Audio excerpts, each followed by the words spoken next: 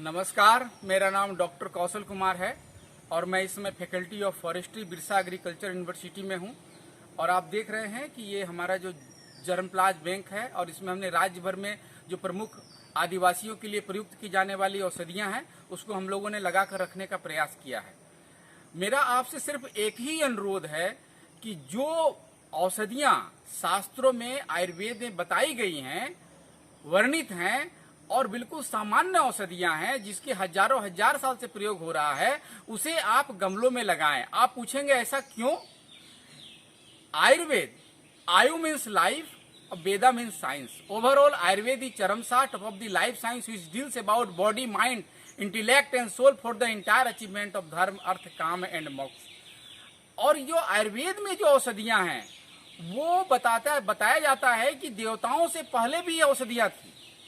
या औषधि पूर्वा जाता देवेभ्य स्त्री जुगं पुरा मने नुभ्रु ना भंग सतंग धामानी सप्त च सतंग वो अम्ब धामानी सहस्त्रमुत वो रुह अधा सत्कत्रोंग युग में अगदंग कृता। ये औषधि सूक्त जो ऋग्वेद का है और पूरी दुनिया का सबसे फर्स्ट डॉक्यूमेंट है मेडिसिनल प्लांट का, वो ऋग्वेद का औषधि सूक्त है। उसमें ये बताया गया है और इसका प्रमाण है कि देवताओं से पहले भी औषधि का किस प्रकार से निर्माण हुआ। तो जिस प्रकार से बच्चा माँ के गर्भ से निकलता है, ठीक उसी प्रकार भगवान विष्णु की नाभि से एक कमल का पौधा निकला और उस कमल के पौधे से सृष्टि के रचयिता ब्रह्मा जी की उत्पत्ति हुई। सृष्टि के रचयिता जीवों के पिता ब्रह्मा जी की उत्पत्ति एक कमल के पौधे से होना इस बात का द्योतक है कि संपूर्ण सृष्टि का अस्तित्व ही वनस्पतियों पर आधारित होगा। पद्मम नाभ्युद्धवम चैकं समुत्पादित वांसता सहस्त्रपर्णम बिरजम भास्कराभम हिरण्यमयम अत जोगवत्ताम श्रेष्ठ मसृजत भूरि चेतसाम सरस्टारम सर्वलोकानाम ब्रह्मानाम सर्वतोमुखम।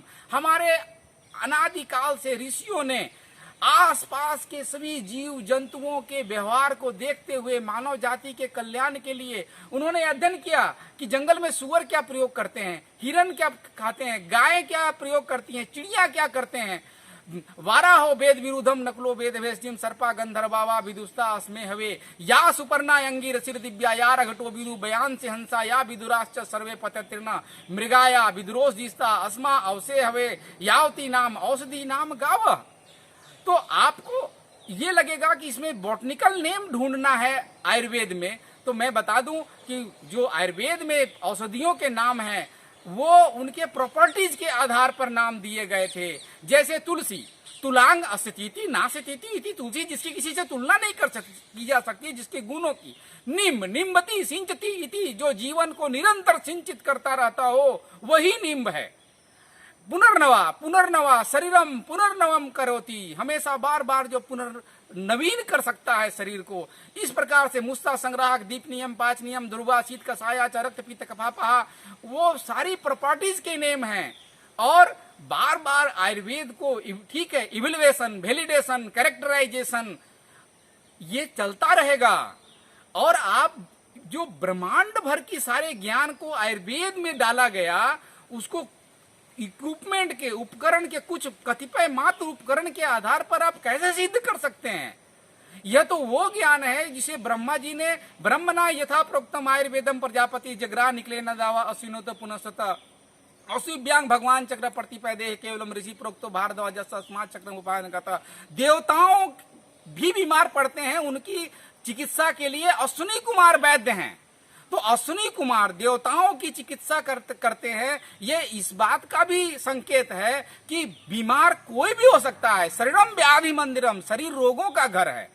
इसलिए हमें जो परंपरागत ज्ञान, जो विश्व का सबसे अनमोल धरोहर, the knowledge, wisdom, tradition, sciences, culture in the thousands and thousands years of the innovations and practices हमारे ऋषियों ने हमें दिया है, हमें उसको सिर्फ संजो कर रखना है। और आप सोचेंगे कि जो एक कम्युनिटी है जो डिब्बा बना के आयुर्वेद को बेचेगी और दूसरी एक कम्युनिटी है जो डिब्बों को खरीदेगी, तो ये एक बहुत बड़ा गैप है। हमारी जो शास्त्रोक्त कॉमन औषधियां हैं, जो हमारे यहाँ आदिवासी, ग्रामवासी, वनवासी और सन्यासी ये अपनी लोक चिकित्सा पद्धति में प्रयोग करते रहे हैं। तो आप जैसे बिल्कुल सर्व सुलभ औषधियों का आप प्रयोग करें। औषधियां हर जगह मिल सकती हैं, नदीसु शैलेषु सरसु पुण्यस्वरेणेषु तथा आश्रमेषु सर्वत्र सर्वाः परिमार्गितव्या सर्वत्र भूमिर्हि वसूनि धत्ते। आप गाय का गोबर और केचुआ खाद, जो आज साइंस है, ये पहले 1000 साल पहले भी यही साइंस था। और अंत में जैविक खेती के नाम पर, ये ऑर्गेनिक कल्टीवेशन के नाम पर वही चीज कही गई और निष्कर्ष भी यही आया, जैसे माँ का दूध शिशु के लिए सर्वोत्तम आहार है, गाय का गोबर सबसे बढ़िया खाद है। तो आपसे अनुरोध है कि आप अपने घरों में, गमलों में, आसपास सब जगह लगाइए औषधियां और जो शास्त्रोक्त वर्णन है उसका प्रयोग करिए। यही आपसे अनुरोध है।